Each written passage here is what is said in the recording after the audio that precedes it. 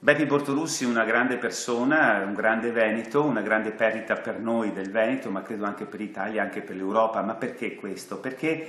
lui ha sempre saputo difendere i più piccoli, i più deboli, ha sempre lottato per la verità. In che senso? Perché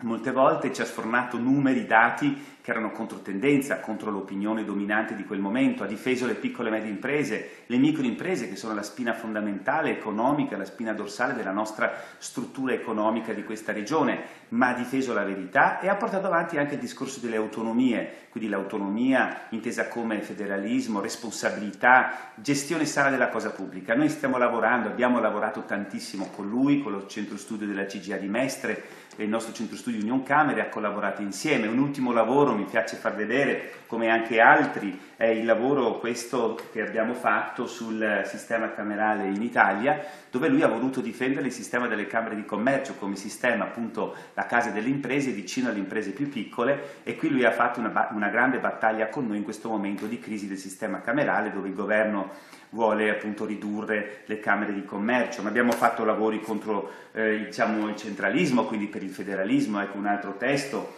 dove non c'è il suo nome, ma lui ha collaborato anche su questo, o studi che vedete pubblicati sul sito